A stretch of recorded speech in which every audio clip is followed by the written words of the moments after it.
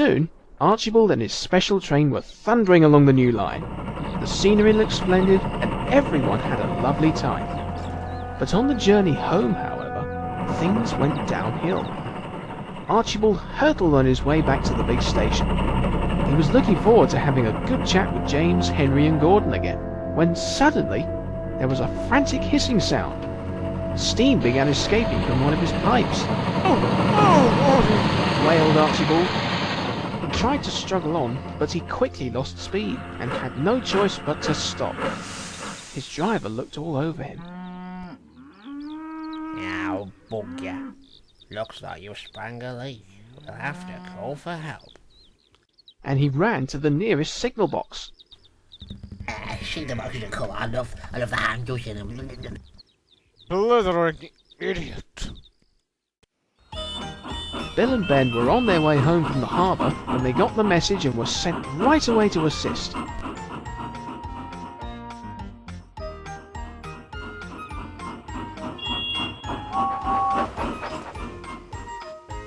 Oh, look, Bill! It's that poster who thinks small engines aren't any use to him. Grinned Ben. Well, looks like he'll be eating his own words now. Giggled Bill. Archibald felt far too embarrassed to say anything as the twins started to the rescue. They double-headed the train and, struggling hard, they hauled it back down the line.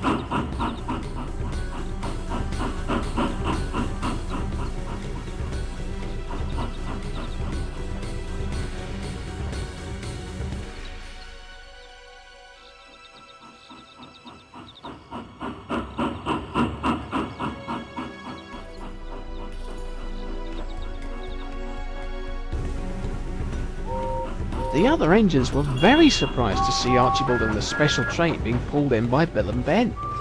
Thomas and Percy laughed out loudly. He doesn't look so grand now. They chortled. Once again, poor Archibald felt very silly indeed. He was sent to the repair yard to be mended, but he was still miserable.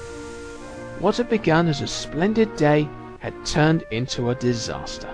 What a foolish old thing I've been. He mourned. And I doubt those little engines will ever let me hear the last of it. Later that night, however, he got a surprise. Thomas, Percy, Bill and Ben came to the yard to see him, but they had something very different to say. We were talking about your mishap today, Said Percy. and we've come to say sorry for laughing. We realized we were just as bad for teasing you, even if today did serve you right. Said Thomas. I know, and I'm sorry for being so discriminatory towards you all. I always saw you little engines as common shunters who just arranged the trains and such. Now I realize I was wrong.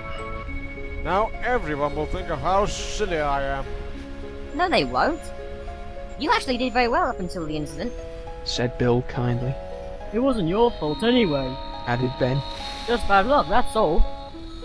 You know, you'd actually be a lot more popular if you were kind of both big and small engines. There's no middle ground. Added Percy.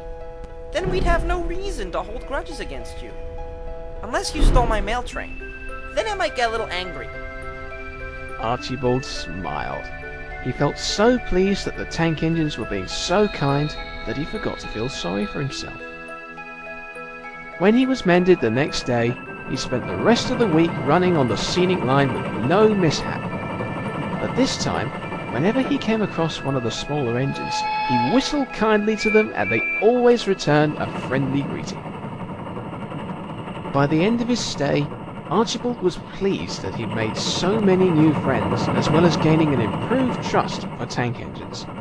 And he went home a better engine indeed.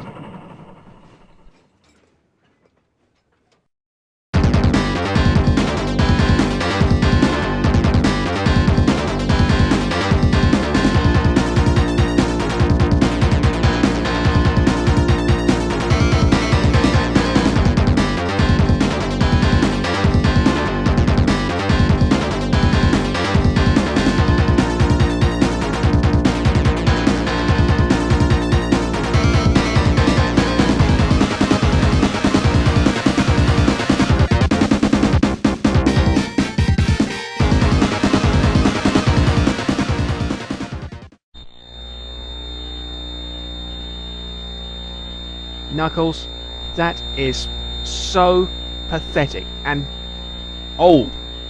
Put it back. Well, do I have to? Yes! Right now! Go on! Oh, okay. 1 second.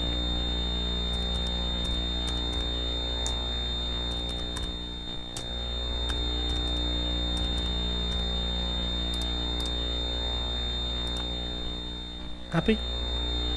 Yes, as it happens, absolutely perfect.